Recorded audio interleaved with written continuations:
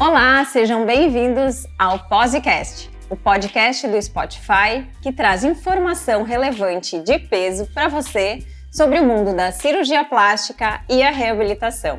E hoje com o casal de cirurgiões plásticos Paula Marchiori e João Joha. Sejam bem-vindos. Muito obrigada, Fernanda. Que prazer. Prazer é todo meu, gente. Então me contem um pouquinho da trajetória de vocês.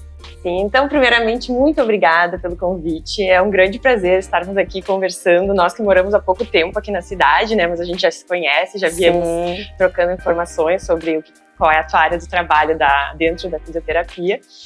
E então, faz 7 meses que estamos aqui. 6, 7 meses, mais ou menos. Morando em Lajeado. E inauguramos nossa clínica de cirurgia plástica, porque sim, nós somos sócios, colegas, né?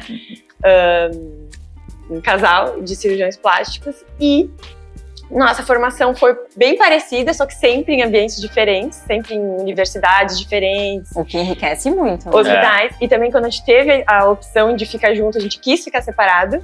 Para hoje a gente estar junto, para ter somado tudo isso, né? A gente trazer bastante assim, enriquecimento de opiniões de pessoas que a gente conheceu, né? De culturas diferentes, de cada Formações diferentes. Mas isso enriquece muito. Legal. E essa escolha, quando a gente foi para o Rio, de fazer a residência em serviços diferentes, abriu um leque enorme, né, de contatos, de experiências.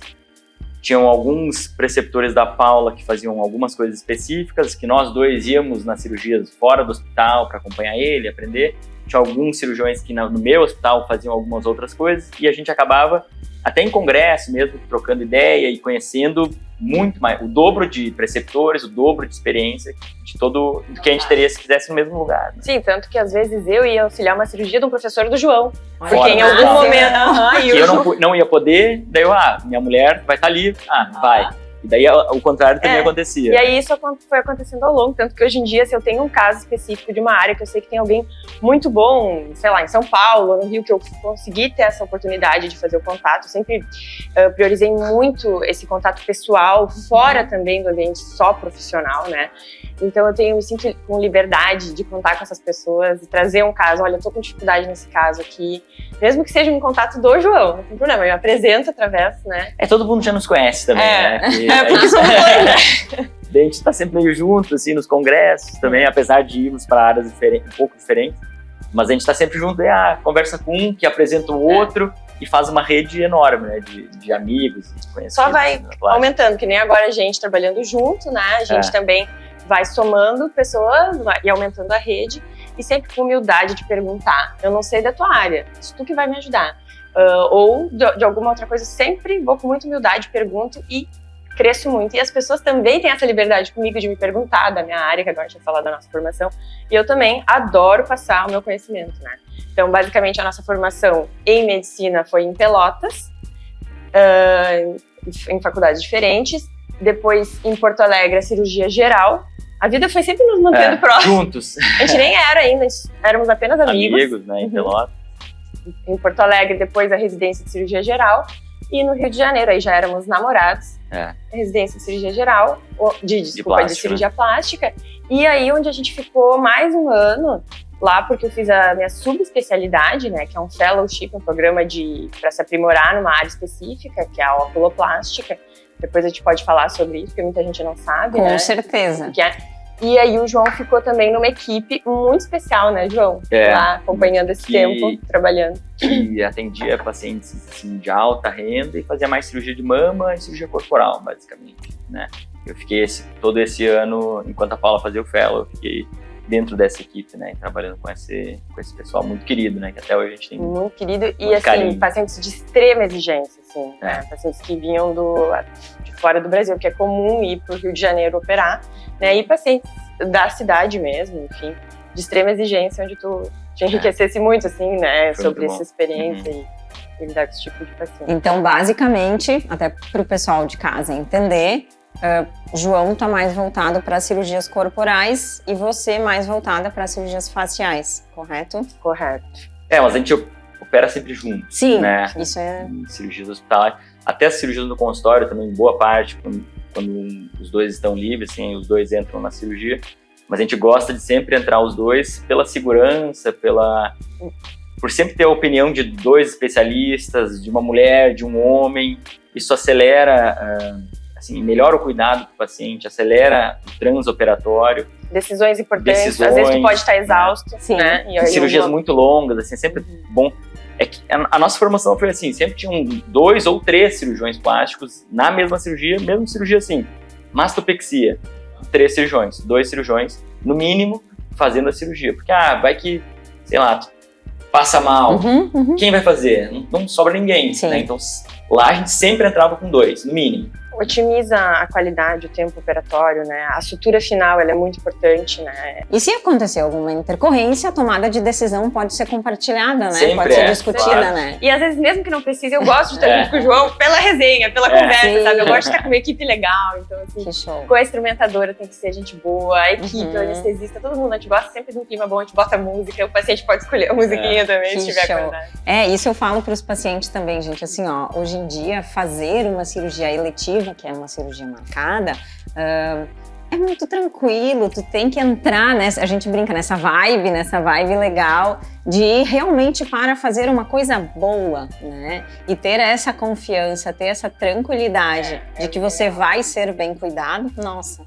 O paciente que já chega positivo, confiante, ele só atrai coisa. Porque o estado emocional também conta, né? Muito. É impressionante como o paciente negativo que eu já suspendi cirurgia próxima data por perceber que o paciente estava inseguro, por perceber que ele não estava entregue naquele momento. Não é o momento. Parabéns. Então, assim, vai chegar esse momento, vai chegar essa hora. Porque senão a chance de dar coisa errada e depois é um problema na vida da pessoa, do paciente e na nossa. E na nossa, exato. É um pós que demora. E na do físio também, né? Com certeza. E, Fernanda, sobre essa divisão, assim, do João de áreas, é que nem na tua profissão, né? Tu, fisioterapeuta, hoje dificilmente tu vai atuar numa reabilitação respiratória pulmonar de um paciente de um CTI. Eu acho que tu focou bem a tua profissão para tu ser uma das melhores ou a melhor que faz a tua área, né? Na tua região. Essa é a ideia. Então, eu e o João, a gente viu que o cirurgião plástico trata, né? Da cabeça aos pés. A cirurgia geral é um universo, a gente pensa que a cirurgia plástica é só um pedacinho. Aí quando a gente foca lá na cirurgia plástica, a gente vê a imensidão que é, né? Então a gente o cirurgião plástico faz desde implante capilar até a unha encravada do pé. Então é literalmente da cabeça aos pés. Se a gente não focar numa área, a gente vai ser igual aos outros, vai fazer aquela cirurgia mediana, né? É nota 8, né? Pra fazer, é que nem um atleta de ponta, assim. Todo mundo sabe correr, mas quem sabe ganhar é detalhe, é estudar um pouco mais, é mudar a sua fisiologia, nutrição. Tem muitos pontos que te levam, tem muitos pontos que te levam ao melhor resultado, tanto em qualquer área, né? E aí, sim, tentar focar em tudo, tu acaba fazendo tudo mais ou menos, mas não consegue ter, assim, uma excelência em todas as áreas, né? E a ciência avança tanto, tem tanta novidade, assim como curativos, toda hora surge alguma novidade, o vácuo, o tape, toda hora surge alguma coisa, assim na cirurgia plástica também, né? Então são tantas coisas que é impossível se manter atualizado, tem que fazer decisões, e a nossa decisão foi mais ou menos essa, assim, eu sigo atuando e sei fazer todas as cirurgias que a Paula faz, ela sabe fazer todas as minhas, é super delicado. Só que a gente tenta se manter o máximo de atualizado possível nas nossas áreas para nos complementarmos também, né? Para o paciente chegar e ter o melhor, assim, eu preciso fazer pálpebra, tá? O que existe de melhor? A Paula sabe exatamente o que vai precisar. Mama, o que existe de melhor? Mais, menos, o olho treinado. Eu me dediquei mais nessa parte. Então, só que sempre vai ter o olhar dos dois e a atuação A gente dos dois, discute, né? os casos juntos, a gente faz Isso é uma muito decisão legal, pré-operatório, um planejamento. E depois, durante a cirurgia, também as decisões são compartilhadas. E no pós-operatório também. E esse pré-operatório já está incluído o preparo do paciente com o fisioterapeuta, né? Essa conversa que eu gosto muito que vocês fazem, que vocês levam isso muito a sério. Tem que ter uma consulta de pré-operatório, manda o paciente aqui, nem que seja uma teleconsulta, né? Paciente orientado é tudo. É verdade, com certeza, né? Mas estávamos falando das cirurgias de excelência, né? O que é o mais difícil, né? Para um paciente que chega, assim, vou hipotetizar uma situação, tá? Sei lá, um paciente nível 5, pensando que o teto seria nível 10. Para chegar no nível 8, tranquilo. Agora, um paciente que já chega num nível 9,5 e Sim. quer chegar num 10, uau, né? Que Então, desafio. aí que tá o requinte e a especialidade e a dedicação de cada cirurgião, né? Exato. E eu acho fantástico quando você se propõe a fazer isso. Sim. E tem muita coisa para dominar que antigamente não se fazia, né? A tentar, por exemplo, a nossa consulta é bem longa, a primeira consulta, porque tu tem que, assim, às vezes mudar a dieta, mesmo a paciente que está num peso normal, só que o aporte de proteína, que é fundamental para a cicatrização, tá em déficit, mesmo que ela tenha um corpo adequado, mas tu vê que tem alguma flacidez que decorre provavelmente de uma nutrição que não está adequada. Mudar hábitos, sedentarismo, são coisas que vão influenciar no resultado, né? Também ter a conscientização de todo o processo, que vocês também são muito importantes, de conversar como é o transoperatório, como é o pós-operatório, que vai fazer edema, que até o taping ajuda no edema, ajuda no roxinho, dependendo da cirurgia. Então são coisas assim, quanto mais a gente der informação para assim, e conseguir modular ele, né, para ele chegar assim no ápice da saúde, para sofrer um trauma controlado e passar por todo esse evento da melhor forma possível, né? E é justamente esse paciente que chega com 9 e quer chegar no 10, precisa ter todos esses cuidados, né? Nutrição, a cirurgia ser de excelência, o pós ser de excelência, são muitas coisas, muitos detalhes que tem que ficar ajustando ao longo de todo o processo, né? E isso demanda muita equipe, né? Nutrição, físio, cirurgião plástico, várias pessoas que trabalham nesse processo todo, né? A cirurgia plástica, ela vai entrar como um complemento já no estilo de vida, de qualidade do paciente. A gente não quer aquele paciente que acha que a cirurgia plástica vai fazer um milagre na sua vida, porque não vai. Não vai. Se ele não estiver fazendo atividade física, se ele não estiver com disposição, estiver com depressão, a cirurgia plástica pode até se tornar um problema na vida dessa pessoa depois, né? Então, assim, a gente quer justamente um paciente que, se não vinha vivendo no seu melhor estilo de vida, que ele mude, então, se prepare, faça toda uma reeducação alimentar para a vida, não para o momento, para a vida. E aí a cirurgia plástica entra como um complemento. Claro. Essa é a situação ideal, né? E eu achei muito legal quando eu conversei, então, com o João e com a Paula, um tempinho atrás, e percebi que eles tinham esse cuidado e esse olhar global, né? Não olhar só o abdômen que será feita a cirurgia, não, eles olham o paciente como um todo, né? Eles têm o cuidado de perceber se a pessoa está apta a fazer a cirurgia ou não, eles pensam muito na importância da alimentação, enfim. Eu gostei muito quando eu conversei, eu disse, olha, eles, né, estão comigo no mesmo nível de pensamento, no foco do paciente, e mesmo assim, nessa visão global, na individualidade de cada paciente, né? Que isso também é muito difícil, mas hoje em dia é extremamente importante a gente ver o paciente como único, né? Claro.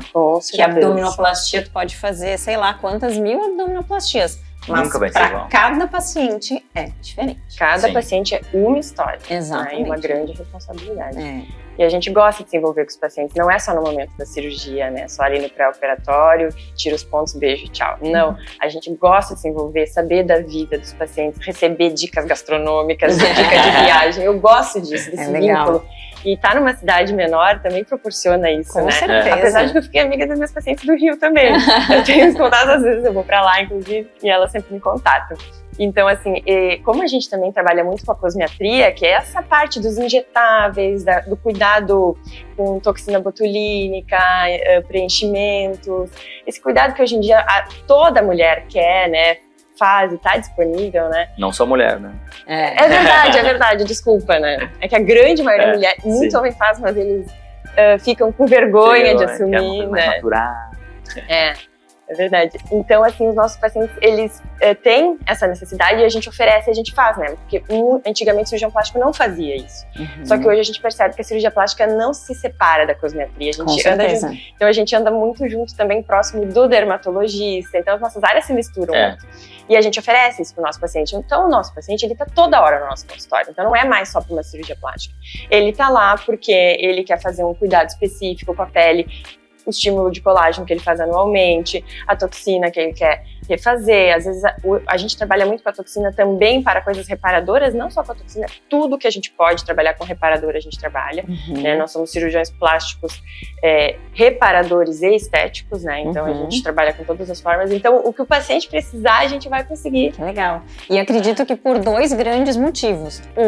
Porque é um complemento às cirurgias, e segundo, porque mesmo após uma cirurgia, a gente vai envelhecendo todos os dias um pouquinho. Exato. Então não é porque tu fez a cirurgia em determinado momento da vida que a vida que parou nunca mais não é fazer assim, nada. isso a gente também precisa explicar para os pacientes, né? Então esse reparo, esse cuidado de acompanhar a evolução do envelhecimento com todo o cuidado da naturalidade é fantástico. Sim.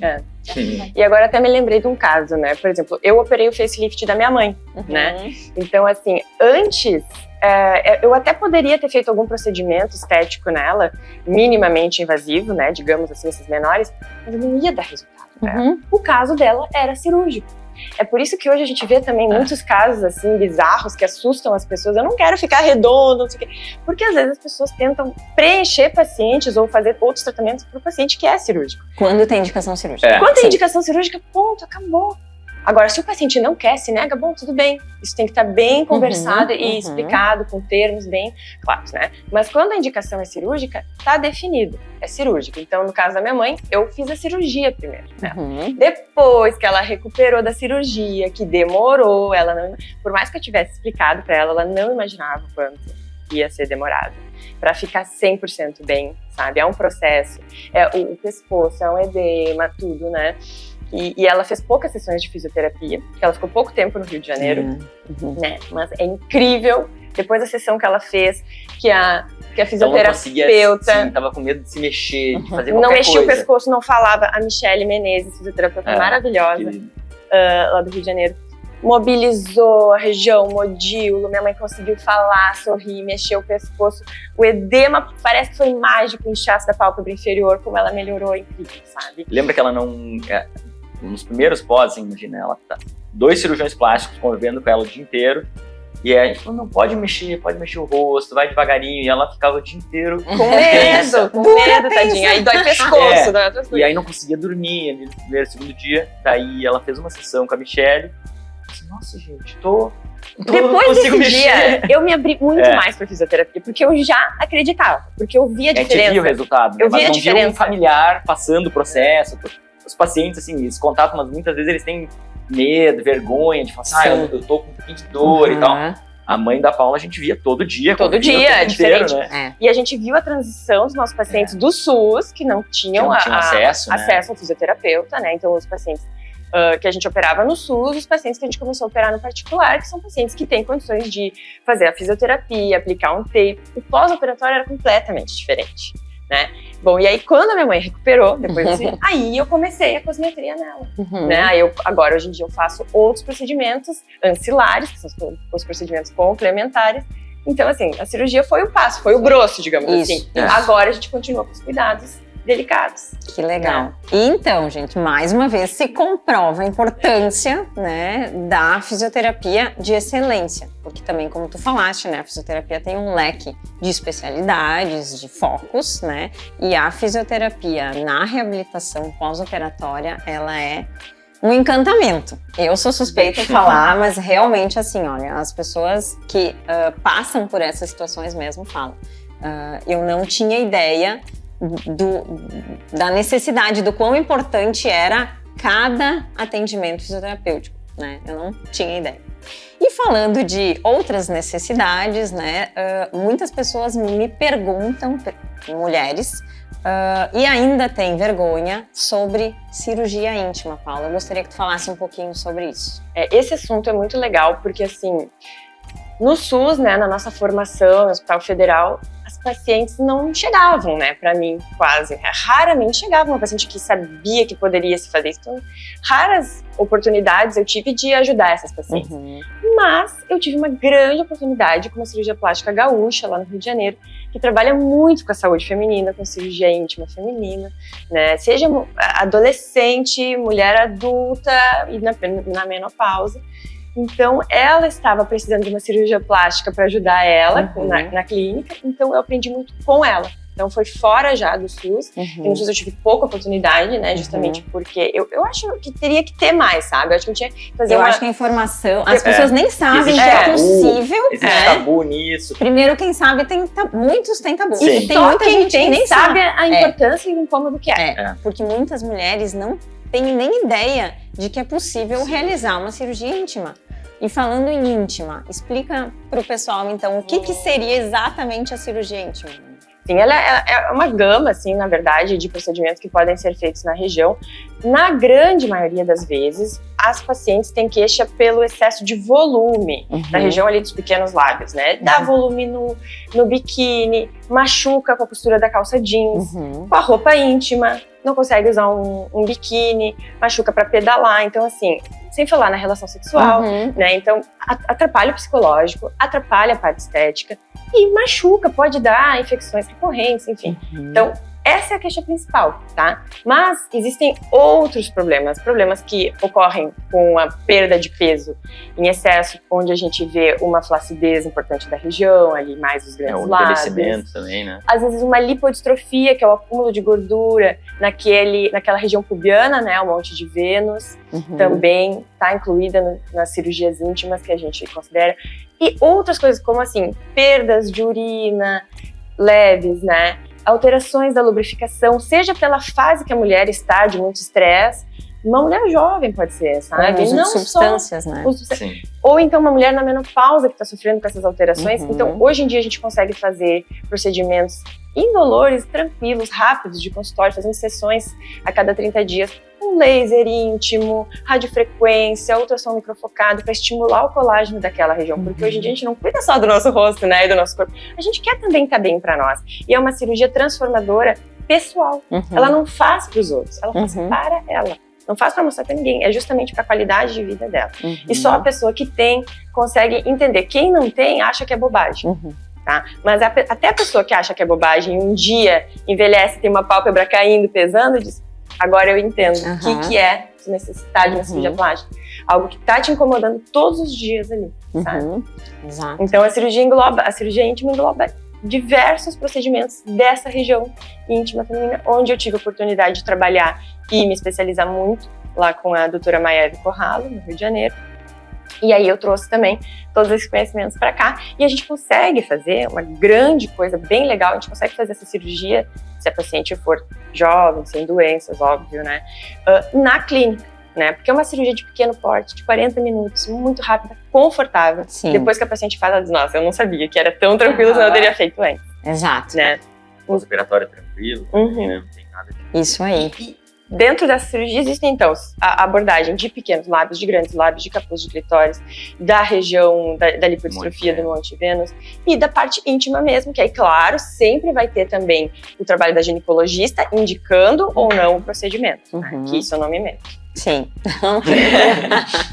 Bom, entre outras conversas que a gente teve, uma das conversas que eu achei super interessante foi a utilização da gordura em determinadas situações. Hoje, a gordura é considerada o ouro das cirurgias plásticas, né? Gostaria que vocês falassem um pouquinho sobre a utilização, quando usar, como usar, quem pode, quem não pode. Explica um pouquinho para o pessoal saber. Na verdade, a lipoaspiração mais antiga, ela esvaziava o corpo de gordura e descartava, né? Ao longo do tempo foi se evoluindo esse uso, desse descarte, porque é um tecido vivo, né, cheio de funções. Na cirurgia estética, a gente consegue fazer, digamos, a lipoescultura. A gente retira a gordura de onde ela está em excesso, pega essa mesma gordura, trata e adiciona aonde está faltando volume, né? Seja no glúteo, em alguns grupamentos musculares, na mama para corrigir algumas assimetrias, até fazer pequenos aumentos, a gente consegue com a gordura. Isso a parte estética. Gordura da própria pessoa, gordura, tá, gente? Não adianta trocar, que às vezes vem, não, eu quero pegar, passa dela para mim. Não, isso não tem como fazer. Esse é o uso mais estético. O uso reparador, que é uma coisa muito mais nova, muito mais recente, é no tratamento de feridas, principalmente, né? Que a gordura, ela tem muitas células multipotentes, totipotentes, e a gente consegue usar essas células para regenerar muitos tecidos. Que são um tipo de célula-tronco. Uma célula-tronco, ela consegue chegar no ambiente, não só se diferenciar e curar aquele ambiente, como sinalizar para todo o envoltório da ferida, seja a ferida que for, para ela regenerar, né, dar fatores de crescimento tecidual, para aquela ferida que antigamente era só tratada com um curativo que mantinha hidratado, só que ele não dá elementos vivos, digamos. Ele tenta assim, ele mantém um ambiente úmido e tenta aquele tecido que já está machucado, tenta se regenerar sozinho. Só que tu não entrega nada além de uma cobertura, né? Botando a gordura ali, com vários tratamentos que a gente faz, tu entrega elementos vivos, digamos, né? E aquilo, assim, a gente já fez vários casos de... parece mágica, às vezes, né? Tratamento de cicatriz, úlceras crônicas, tanto úlcera de pressão, feridas... paciente diabético tem microvasculopatia periférica, né? São coisas assim que antigamente era tratado com curativo. Ficava 6 meses, um ano. Por mais que a gente tenha hoje em dia curativos, que a gente chama super coberturas, especiais, que eu brinco, que são da NASA, né? Que são super legais, tecnológicos. Ainda nada substitui a gordura, né? E a gordura é de graça, né? Da pessoa.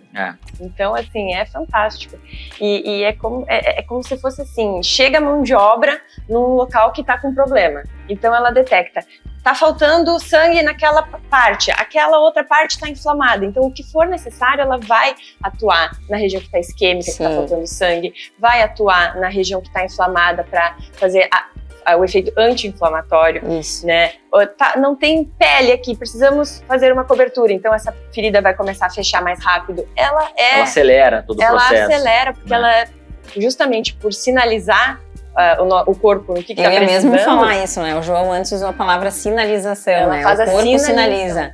O nosso corpo é muito inteligente, a gente tem, então, receptores em várias regiões, né? E ela várias ações fisiológicas acontecem, inclusive essa no reparo, né? Sim.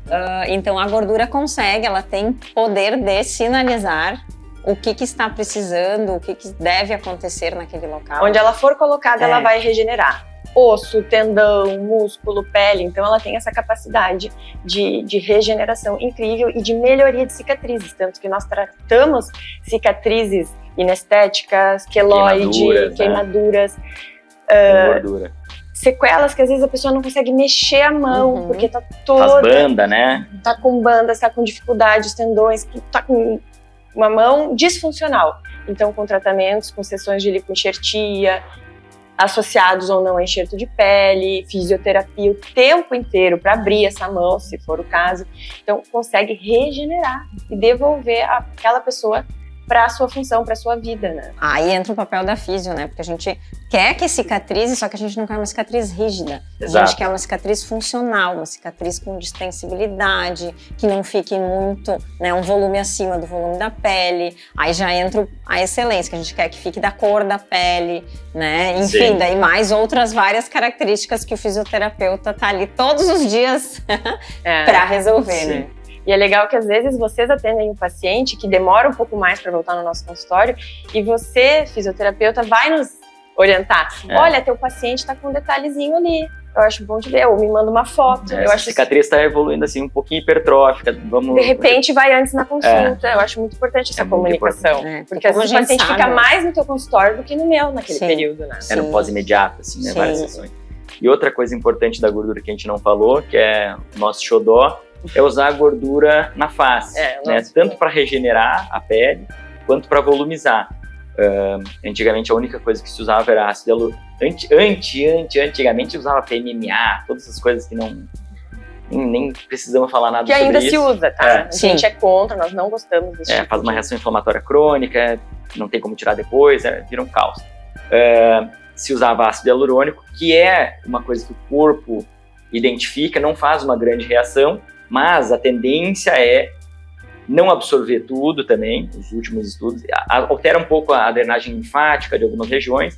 Tem regiões, tipo a região dos olhos, que é muito ruim de preencher, né, com ácido hialurônico. Eu atendo muita complicação, porque às vezes não sabe que produto exatamente foi colocado, né? E hoje em dia a gente consegue usar a gordura do próprio paciente para rejuvenescer. Então é um tecido que é da própria paciente.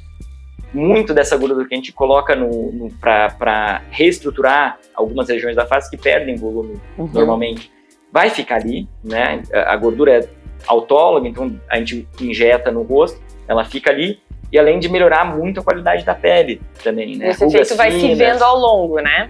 Que ela vai atuando ali, vai trabalhando. Ela atua como volumização, mas ela atua como regeneração daquela pele, né? Melhora a qualidade da pele, o viço, hidratação, todas essas coisas são melhoradas com o uso da gordura em vários tratamentos também, né? Não só então a gente associa a reparação com a estética nesse momento. Fantástico. Né? Então aquela olheira, né? Às vezes tem bolsa de gordura, mas tem a olheira também. Então assim, a gente tira a bolsa de gordura. Né, da pálpebra, mas tem que volumizar, mas é em outro local que tem que volumizar. Sim. Né? Então a gente tanto pode usar aquela própria bolsinha retirada, transpor a gordura, ou usar a gordura no caso da lipoenxertia, que a gente pode usar ela em micro ou em nano, né, tamanhos quando a gente filtra mais ainda, e aí a gente consegue fazer microagulhamento com a gordura para esse craqueladinho da pele, então melhora superficialmente, e quando a gente coloca ela lá mais profundo, a gente melhora o volume, coloca a célula maior, inteira, trata olheira, sulco do bigode chinês, da marionete, né? Consegue fazer todo um preenchimento de têmpora, regenera o rosto todo. Ou a área que for, né? Cicatrizes. Aí o grande segredo é o planejamento, né? Claro. Se tu planejar errado, ferrou. Isso é verdade. E é infinito, assim, basta usar o que a gente estudou, né? Todo o nosso arsenal que nós temos de princípios cirúrgicos com a nossa criatividade, que isso é muito legal, que tu pode ir jogando com a tua criatividade, e aí ver o que é melhor para aquele caso ali. E é um mundo encantado que eu chamo, né, que não para nunca, né? Tá sempre evoluindo, as pesquisas vão surgindo tanto na área da técnica cirúrgica quanto na área da fisioterapia. Sim. Sem Isso é dúvida. muito. Eu que tô há 20 e pouquinhos anos na área, já vi tanta mudança, tanto na minha área fisioterapêutica, quanto na área da técnica cirúrgica, às vezes para a mesma necessidade cirúrgica. Sim. Nossa! E, Fernanda, tem aquele detalhe também, o paciente que faz a lipoenxertia no rosto, vamos supor, ou até na mama, mas vamos usar o exemplo do rosto. E aí tu vai aplicar o taping porque fez uma blefaro inferior e eu acho que o taping ajuda demais, principalmente na pálpebra inferior. Mas eu fiz uma lipoenxertia em algumas regiões, eu vou te avisar. Olha, aqui eu fiz lipoenxertia, aqui eu quero volumizar, aqui eu quero que cuide de edema, porque a aplicação do taping tu vai aplicar de uma forma diferente, né? Dependendo onde tu quiser colocar mais pressão. Então, assim, não basta qualquer pessoa colocar o taping. É por isso que a gente nem gosta. Nem a gente coloca, a gente não sabe. Tem cirurgião que põe.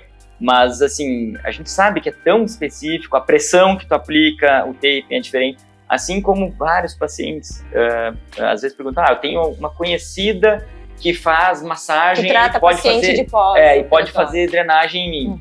A gente sempre, mas ela sabe, estudou isso, porque é tão específico que não é só botar a mão ali, botar um porque às vezes creme. põe tudo a perder, né? Sim, exato. E muitas vezes as pessoas não acompanham, ela não consegue identificar, aqui tá tendo uma deiscência. E falar, não é nada e tal. Ou estimular uma cicatriz que tem que ficar quieta. Exato. Às vezes a cicatriz só quer ficar quieta, Exato. estabilizada. Estabilidade né? é tudo, né? E entender do microsistema, do microtrauma, entender de tudo isso para atender o macro, né?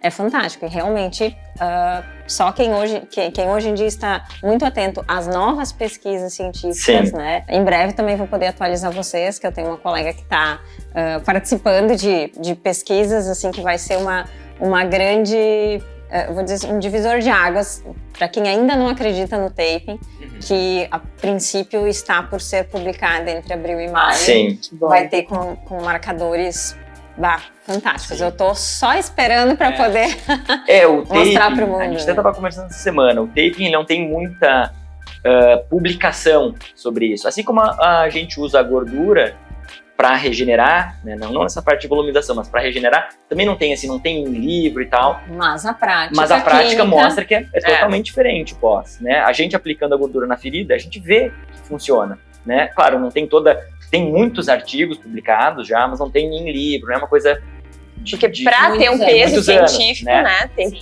ter toda a publicação.